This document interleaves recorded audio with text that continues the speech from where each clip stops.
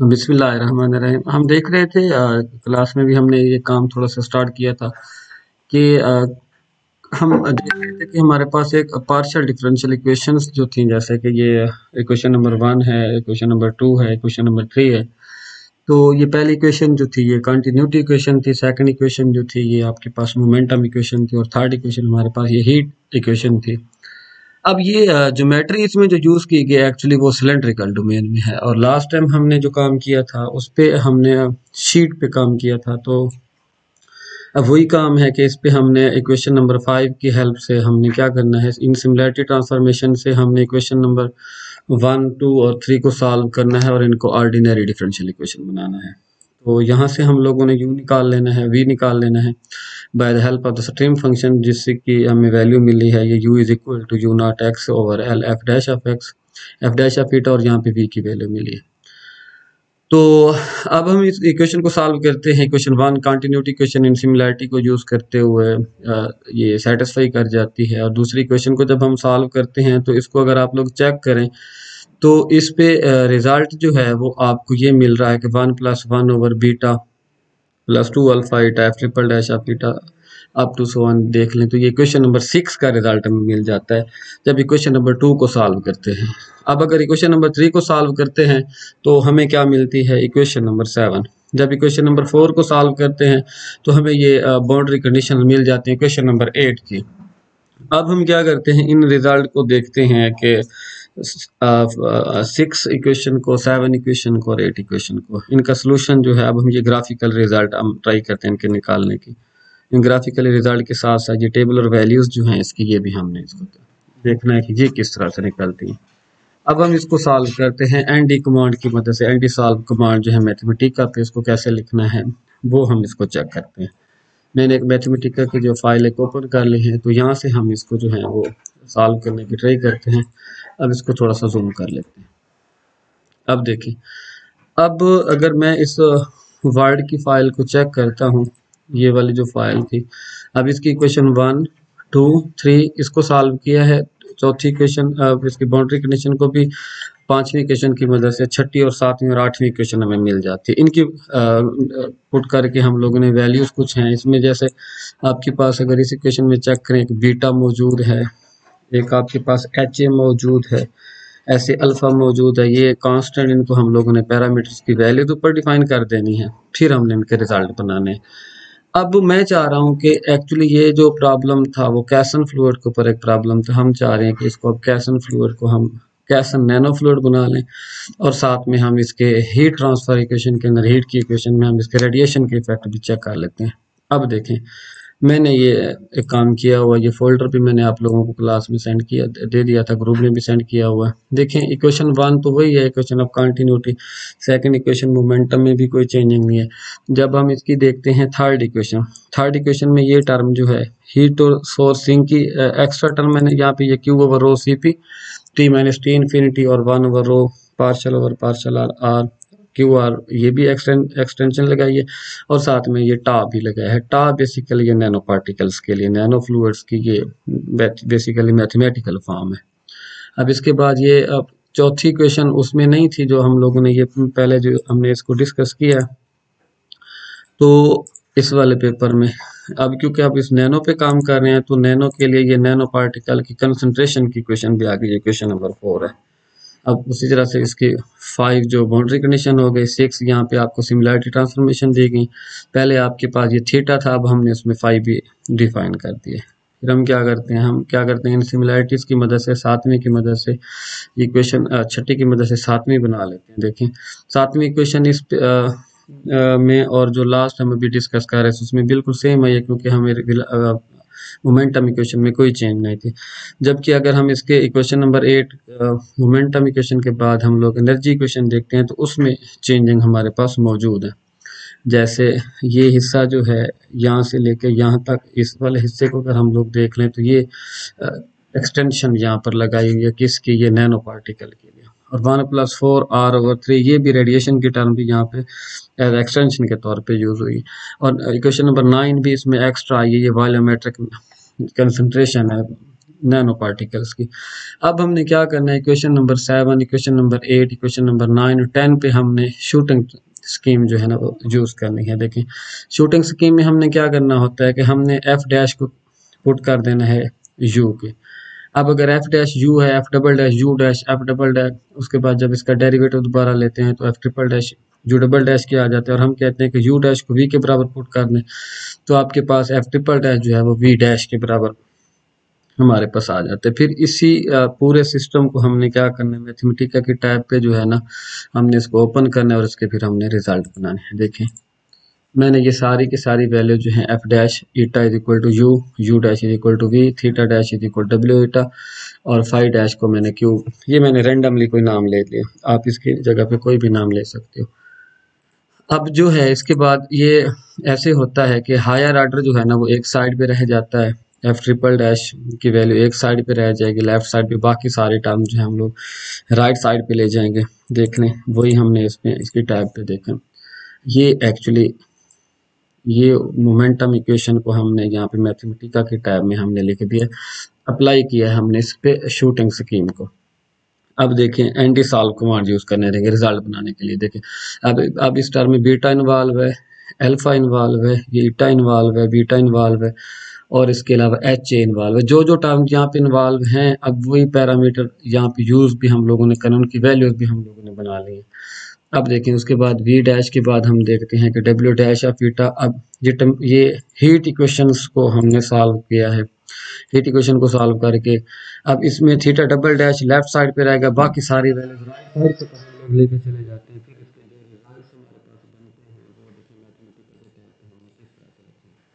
देखिए मैथमेटिकल के टाइप पे हमने इनको यूज कर लिया।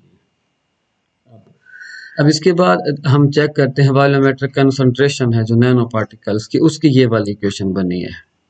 अब ये इक्वेशन कौन सी है जिसको मैंने अभी हाईलाइट किया यहाँ तक, ये बेसिकल इक्वेशन है जो वॉल्यूमेट्रिक नैनो पार्टिकल की कंसंट्रेशन है। ये इक्वेशन नंबर 9 को मैंने यहाँ पे लिख दिया हुआ, ये इक्वेशन जो 9 है। अब जो बाउंड्री कंडीशंस यहाँ पे हैं ये देख लें कि जैसे जैसे f of 0 is equal to 0 है, एफ डैश 1 है, theta dash equal to minus gamma into जितनी ये वैल्यूज हैं, यही बाउंड्री कंडीशन भी हम लोगों ने यहाँ पे जो है ना वो यूज़ कर लेनी है, ये बाउंड्री कंडीशन भी यूज़ कर ली है। अब देखें एक्चुअली हम अब करने क्या जा रहे हैं, इस बात को ज़रा हमें देखने की ज़रूरत है। अब ऐसे है कि हम चाह रहे हैं कि हम इसका प्लॉट ड्रा करें।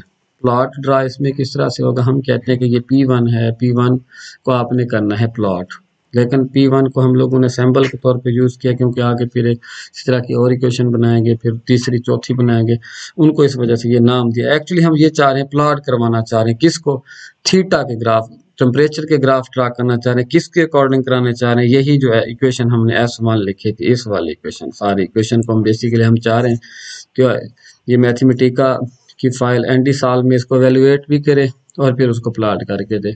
ये एक्सेस हम चाह रहे हैं ईटा की जो रेंज है वो 0 से 8 और एक्सेस उसके अलावा, और ये प्लॉट रेंजेस हमने दे दी हैं, देखें 0 से 8 और 1 से 0 से 1.4, यहाँ पे हम बेशक 1 कर दें, जो बाउंड्री कंडीशन जिस तरह से उसकी वो सेटिस्फाई कर दें। अब शिफ्ट इंटर प्रेस करें, देखिए रिजल्ट हमारे पास क्या बनता है। अब हम इसका रिजल्ट बना लेते हैं। अभी ये इसका एक रिजल्ट हमारे पास आ जाता है, देख लें ये एक रिजल्ट हमारा ड्रा हुआ है इसमें, वो रिजल्ट ये ब्लैक लाइन हमने ड्रा कर दी है। तो अगर हम इसको ऐसे कर लेते हैं, हम इसको वैल्यू दे देते हैं, लेट्स सपोज के PR को 1 कर दें, देखिए फिर रिजल्ट देखिए कोई चेंज करता है, हमें कोई ना कोई रिजल्ट दे रहा है, ये क्या दे रहा है, ये उसने हमें रिजल्ट दिया। रिजल्ट हमारा 1.4 से, अब देखें ये लाइन जो है हमारी यहाँ पे मिल नहीं रही, क्योंकि यहाँ पे अगर एक्सेस में वैल्यूज देखें तो वाई एक्सेस में 1.4 दिया, जिसकी वजह से यहाँ पे ये मेट नहीं कर रही। आप इसको कोशिश करें तो 1.6 करके देख लें, देखें तो फिर ये हमारा रिजल्ट क्या आता है। 1.6 कर लेते हैं तो ये इसको मेट कर जाएगा, मेट तो यही है। अब देखते हैं ये जब ये रन होता है यहाँ पे 1.5 पे इसको मेट कर गए। अब हम ये करते हैं कि इसी वाले हिस्से को कॉपी करते हैं। अब इसको कॉपी करने के बाद हमने क्या किया है, यहाँ पे इसको हम लोग पेस्ट कर देते हैं। अब एक्चुअली हम ये चाह रहे हैं कि कुछ ग्राफ, इसमें पहले मैं आपको इनके ग्राफ्स के बारे में कुछ आइडिया दे दूँ। इनके ये ग्राफ में कुछ इस तरह से ये वैल्यूज हैं, जैसे ये मैं अभी फ़िलहाल PR का ग्राफ बनाने लगा हूँ। देखें PR का ग्राफ किस तरह से बनेगा। PR का ग्राफ के लिए ये PR है। अब 0.9 दी है तो ये ब्लैक लाइन की जो कलर ब्लैक कलर है ये वाली लाइन बनी है। फिर उसके बाद मैंने कहा कि हमने इसी पीआर को 1.3 दिया, फिर 1. जैसे जैसे पीआर बढ़ा रहे हैं ये प्रोफाइल जो है वो डाउन हो रही है। अब देखें, अब यही वाला काम इस पे करते हैं कि इसको 1 पॉइंट हम दे देते हैं 5 कर लें, और इसको आप कर लेते हो S2 कर लेते होते हैं। फिर इसको हम कर लेते हैं P2, यहाँ पे इसको हम लोग कर लेते हैं S2। देन यहाँ पे इस कलर को हम लोग चेंज कर देते हैं, कलर इसका चेंज, ब्लू कलर इसमें रख देते हैं। तो ब्लू कलर में देखिए ये लाइन आपको ये क्या ड्रा करके देती है। बस एक बात का आपको ये माइंड में आपने रखनी है कि ऐसा ना हो कि यहाँ पे S2 आपने दे दिया, इधर P2 आपने दिया, इधर फिर S2 ही आपका आना चाहिए। अब ये देखें ये लाइन जो है ना काफ़ी डाउन नज़र आ रही है हमें। डाउन नज़र इस वजह से आ रही है कि हमने यहाँ पे 1.6 दिया है, ग्राफ की लाइन जो है वो 1 के करीब करीब मिल रही है। हम इसको यहाँ पे 1 के अकॉर्डिंग भी कर सकते हैं।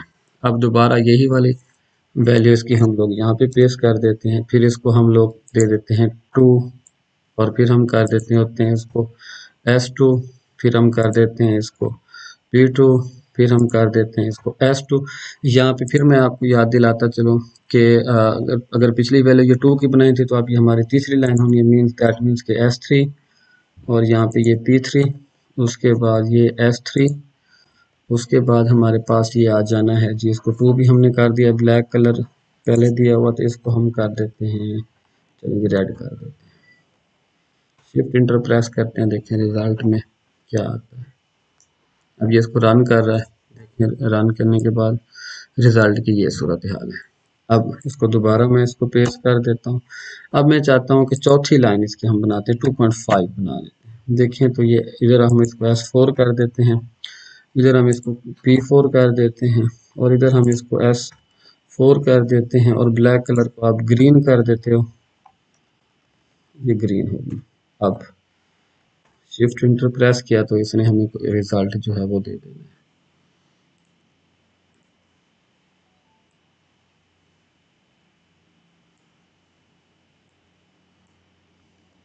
जी, तो देखते हैं इसका रिजल्ट क्या है। ग्रीन कलर की लाइन ड्रा होगी। अब मैं चाह रहा हूँ कि इन चारों ग्राफ्स को मैं कंबाइन कर लूँ। कंबाइन के लिए मैंने आपको एक कमांड बताई हुई है, शो। हमने शो करना है P1 P2 P3 ऊपर जो इनको नाम दिए उन एक्सेस के थ्रू जो हम लोगों ने लिए हुए थे। इसको अगर 1.6 करके देख लें और शिफ्ट इंटर अगर हम लोग प्रेस करें तो देखें ये वाला रिजल्ट हमें मिल गया। अब उस पेपर के अंदर अगर आप रिजल्ट देखना चाहें तो देखेंगे पीआर का ये इस तरह से ग्राफ आ रहा था। अब ये क्या शो कर रहा है, यहाँ पे देखें तो ये शो कर रहा है कि जैसे जैसे हमने पीआर की वैल्यू को जो है ना वो बढ़ाया है, पीआर की वैल्यू बढ़ाने से हमें क्या मिल रहा है, यहाँ पे चेक करें, उसकी वैल्यू जो है वो टेम्परेचर प्रोफाइल जो है वो डिक्रीज हो रही है। अब एक्चुअली ये सारा काम हमने किया है टेम्परेचर की प्रोफाइल के लिए। अब जो वैल्यूज यहाँ पर मौजूद हैं, अब देखें इसमें जो जो पैरामीटर टेम्परेचर पे इन्वॉल्व हैं, आगे हम सब के ग्राफ ड्रा कर सकते हैं। जैसे कि अब यहाँ पे अगर मैं चाहता हूँ, मैं आपको चलें एक और भी इसकी एग्जांपल दे देता हूँ।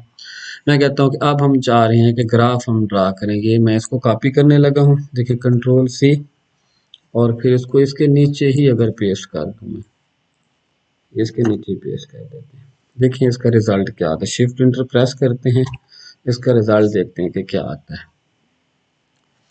अब कोई किसी एक और पैरामीटर पे जो है ना ये हम लोग ग्राफ ड्रा कर लेते हैं। इसको फिक्स जो है हम लोग कर लेते हैं 1.5 पीआर का। अब पीछे पीआर वेरिएशन में था, बाकी सारे पैरामीटर फिक्स थे। अब हम इसमें कोई एक और पैरामीटर उसको फिक्स कर लेते हैं और सारे पैरामीटर फिक्स कर देते हैं। किसी और पैरामीटर की हम क्या करते हैं वो वेरिएशन करवाते हैं, पैरामीटर हम कोई एक देख लेते हैं।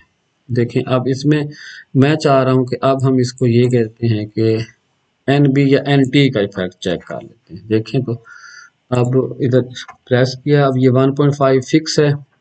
अब इधर NT, उधर ये 0.1 था, इधर अगर हम लोग कर दें इसको 0.3 तो ये बनेगा S2, ये बनेगा P2, और ये बनेगा इधर S2।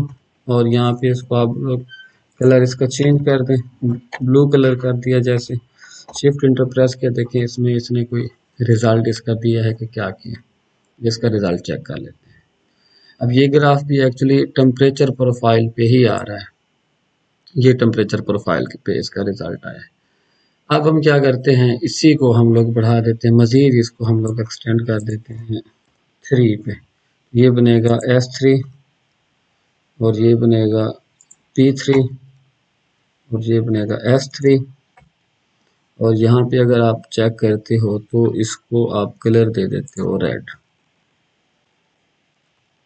अगर आप इसको हम लोग वैल्यू एक बढ़ा देते हैं 0.4 अगर कर लें तो देखें रिजल्ट क्या आता है इसका। अब अगले स्टेप में हम इसको 0.5 पे चेक कर लेते हैं, देखें इसका कोई रिजल्ट हमें एक मिल गया है। अब दोबारा नेक्स्ट हम चलते हैं इसके एंड पे, तो ये इसका रिजल्ट में इसको S4 बना लेते हैं और इसको अब हम बना लेते हैं S4 V4, फिर यहाँ पे S4 कलर इसका आप लोग कोई भी लिख सकते हो, मैं कहता हूँ कि हम इसका पिंक कलर कह देते हैं और इधर आप कर लेते हो 0.5। देखें तो चौथी लाइन पे ये आपको कौन सी लाइन ड्रा करके देता है। अब ये उसने हमें कोई लाइन ड्रा कर दी, फिर वही काम करते हैं हम। चले पिंक कलर और ये रेड कलर जो आपस में ये मैच कर रहे हैं, तो हम ऐसा करते हैं इसको मजीद कोई कलर चेंज करते हैं, ग्रीन कर लेते हैं, येलो कर लेते हैं या कोई भी कलर इसका भी चेंज कर देते हैं। अब फिर वही काम करते हैं, हम इन चारों ग्राफ्स को कंबाइन करने की ट्राई करते हैं। चारों ग्राफ कंबाइन करने के लिए मैंने कमांड इधर क्योंकि सेव की हुई है, मैं वही उसकी कमांड दोबारा यूज कर लेता हूँ, कंट्रोल V। और यहाँ पे अगर आप आते हो तो ये देखिए मैंने ग्राफ अब 1.56 खत्म करके इसको 1 कर दे तो ये ग्राफ फिर इससे अच्छा लगेगा हमें। ये देखें ये बिल्कुल क्लियर ग्राफ हमें ये मिल गया। अब यही काम आप देख लें कि इसमें जितने भी पैरामीटर इन्वॉल्व हैं, अगले स्टेप में जाके PR जैसे हो गया। अब देख लेते हैं कि इसमें टेम्परेचर में और कौन सा पैरामीटर इन्वॉल्व। टेम्परेचर में देख लें R भी है, अल्फा भी है, PR भी है, EC भी है, बीटा भी है, EC भी है, यहाँ पे HA भी है। जितने भी पैरामीटर उनको बारी बारी हमने यही काम करना है कि उनको हम लोगों ने इसी तरह से डिफरेंट वेरिएशन जो है हमने उसकी करा देनी है। ये एक्चुअली हम लोगों ने ये ग्राफ जो है वो ड्रा किए हैं किसके, थीटा के ऊपर, टेम्परेचर के ऊपर। अगर आप यहाँ पे आए इस पेपर में जो इसका ओरिजिनल पेपर था उसमें भी ये ग्राफ बिल्कुल इसी तरह से आपको ये देखिए नजर आ रहे हैं। तो अब क्वेश्चन ये है यहाँ पे कि ये तो अभी हम लोगों ने ग्राफ ड्रा किए हैं किसके, टेम्परेचर के ऊपर। तो टेम्परेचर के बाद हमें अगर ग्राफ ये ड्रा करने पड़े वेलोसिटी पे, तो वेलोसिटी पे देखें इसका ग्राफ किस तरह से बनेगा। उसके लिए फिर आप देखें क्या करते हो, यू के ग्राफ किस तरह से ड्रा करते हो मैं आपको ये बताता चलूँ कि अब अगर हमें ये ग्राफ ड्रा करने पड़ जाते हैं थीटा से पहले, जैसे ये वेलोसिटी के ग्राफ थे एफ डैश के, ये किस तरह से ड्रा होंगे। तो ये देख लें मैंने वही काम किया, जस्ट इस प्लॉट के अंदर आपने यही करना है कि थीटा यहाँ पे लिखा हुआ था ये वाला, मैंने उसको जस्ट अभी यू कर दिया था। तो फिर अब देखें यू करने के बाद इसका मतलब ये मेरे ग्राफ वेलोसिटी में चले गए। तो बाउंड्रीज भी आपने फिर ये वाली जो आपके पास पहले मैंने ये थीटा वाली बाउंड्री यूज की हुई थी, अब आपने बाउंड्रीज जो हैं आपने यूज कर लेनी है किसकी, ये जो वेलोसिटी की हैं। तो आप उसी तरह से 4 लाइनें इकट्ठे कर सकते हो। अब अगर आपको रिजल्ट चाहिए था फाई का, तो फाई का रिजल्ट आपका कैसे आता, जस्ट आपने यहाँ पे फाई की कमांड अगर आप यूज कर लेते हैं यहाँ पे इस यू की जगह पे थीटा, फिर आपके पास देखें रिजल्ट किस तरह से आता है। बाउंड्रीज आपको फिर फाई के अकॉर्डिंग जो है वो एडजस्ट करनी पड़नी है। तो ये ग्राफ की लाइन जो है आप ड्रा कर सकते हो। अब ये ग्राफ की लाइन ऊपर की तरफ जा रही है तो इसको हम मजीद थोड़ा सा एक्सटेंड कर ताकि ये एक्स वाई एक्सेस पे ये मीट कर जाए। यहाँ पे इधर 2 करके चेक कर लेते हैं, मे भी ये 2 पे हमें ग्राफ की थोड़ी सी अच्छी सी मिल जाती है। यहाँ पे हम करना क्या चाह रहे हैं ये देख लेंगे, यहाँ पे मीट करेगा। अब आप कर देखें अगर फाई पे यही वाला काम अगर हमने करना है तो अब हम सारे ग्राफ जो है ना ऐसे कर लें, इसको दोबारा नीचे पेस्ट कर लें, इसको फिर S2 का नाम दे दो, इधर फिर इसको ये P2 का नाम दे दो, इधर फिर इसको S2 का नाम दे दो, इधर फिर इसको ब्लैक की जगह पे आप ब्लू कलर कर दो और इधर आप NB को वैल्यू दे दो 0.2। फिर इसको रन कर दो, देखें आपको रिजल्ट क्या मिलता है। इसका रिजल्ट फिर किस तरह से ये मैच करते हैं, ये रिजल्ट इधर बनना शुरू हो जाएंगे। आप वैल्यूज आप कम ज़्यादा करते जाएंगे तो ये आपको ग्राफ की वैल्यूज जो हैं वो मिलती जाएंगी। ये बेसिकली इस तरह से आप हमने इस वीडियो में किया है कि ये वाला हम लोगों ने काम लिया था मैग्नेटोहाइड्रोडायनामिक फ्लो ऑफ कैल्शियम फ्लूइड। इस पे हमने बेसिकली कोशिश की है कि नैनो फ्लूइड्स के इस पे होमोटॉपी लगा हुआ था एनालिसिस मेथड, हमने एंड सॉल्व मैथमेटिकल रिजल्ट जो है वो ड्रा करने की ट्राई की। इंशाल्लाह फिर इसकी क्लास में हम इसका नेक्स्ट काम करेंगे। तब तक के लिए अल्लाह हाफ़िज़।